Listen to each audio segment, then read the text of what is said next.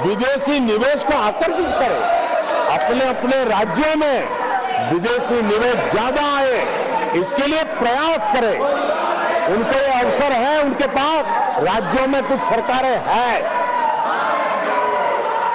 और इसके लिए वो भाजपा की सरकारों से स्पर्धा करे, एनडीए की सरकारों से स्पर्धा करे, सकारात्मक स्पर्धा करे। जिन लोगों को जहां सेवा करने का मौका मिला है वहां पे वे रोजगार के लिए स्पर्धा करे। कौन सरकार ज्यादा रोजगार देती है, उस स्पर्धा के लिए मैदान में आए, एक तंदुरुस्त स्पर्धा हो। साथी आदरणीय सभापति जी, हमारे यहां भी कहा है कि गहना कर्मणो गति, गहना कर्मणो गति है, यानी कर्म की गति गहन है। इसलिए आक्षेप, झूठ, फरेब, डिबेट ऐसी जीतने के बजाय कर्म से, कुशलता से, समर्पण भाव से, सेवा भाव से जरा लोगों के दिल जीतने के लिए कोशिश होनी चाहिए। आदरणीय सभापति जी, मैंने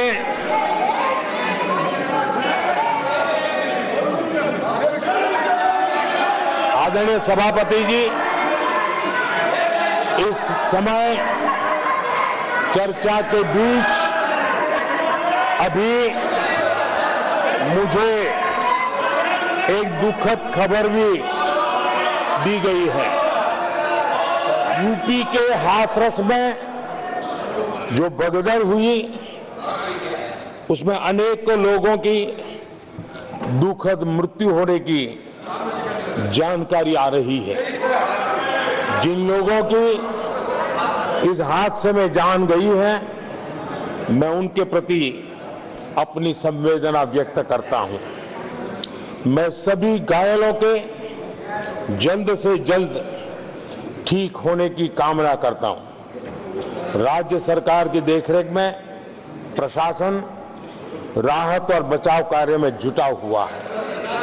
केंद्र सरकार के वरिष्ठ उत्तर प्रदेश सरकार के लगातार संपर्क में है। मैं इस सदन के माध्यम से सभी को ये भरोसा देता हूं कि पीड़ितों की हर तरह से मदद की जाएगी। आदरणीय सभापति जी, आज एक लंबी चर्चा और आपने देखा है, मैं पहली बार लोकसभा में प्रधानमंत्री के रूप में यहाँ सेवा के लिए आप लोगों ने अवसर दिया, तब भी मुझे ऐसा ही मुकाबला करना पड़ा था।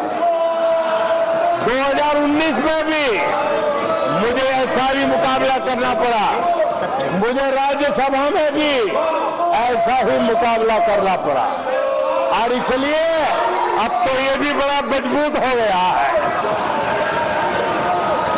मेरा हौसला भी मजबूत है, मेरी आवाज भी मजबूत है और मेरे संकल्प भी मजबूत है। आदरणीय सभापति जी, ये कितनी ही संख्या का दावा क्यों न करते हो, 2014 में जब हम आए राज्यसभा में हमारी ताकत बहुत कम थी और चेयर का भी जरा झुकाव दूसरी तरफ था, लेकिन सीना तान करके देश की सेवा करने के संकल्प हम डिगे नहीं।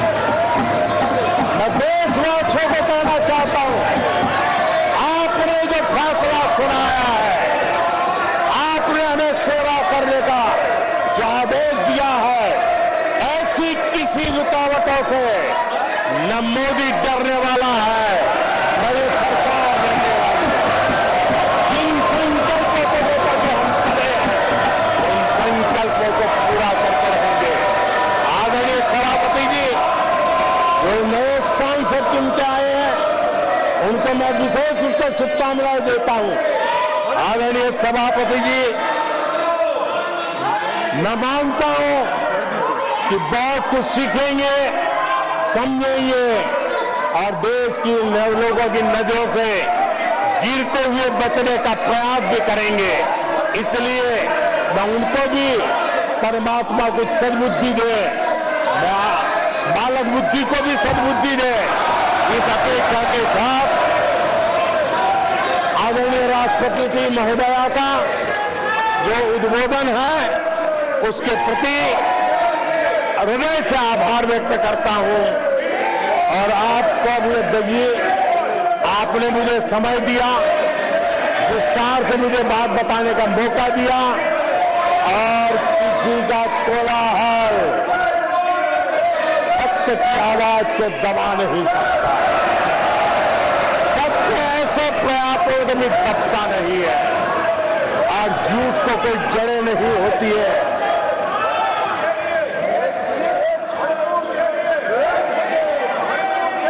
आदरणीय सभापति जी,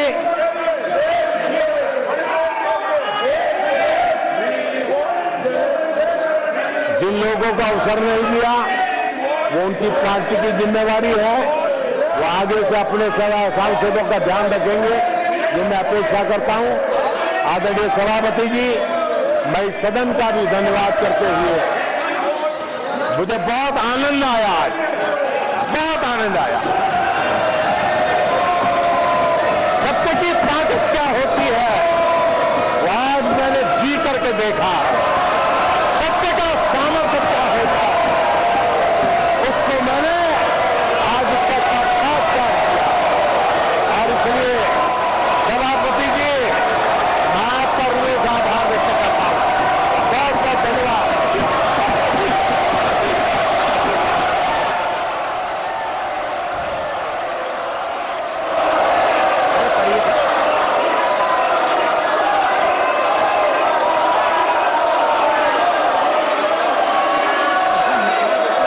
धन्यवाद।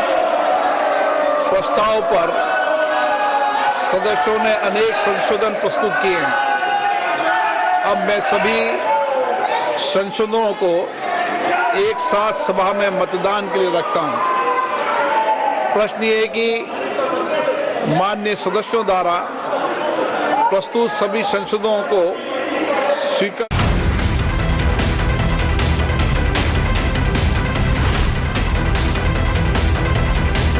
समापन के बाद में भीड़ एकदम से सब निकली, भीड़ थी, वो एक दूसरे के ऊपर हो गए बच्चे सब।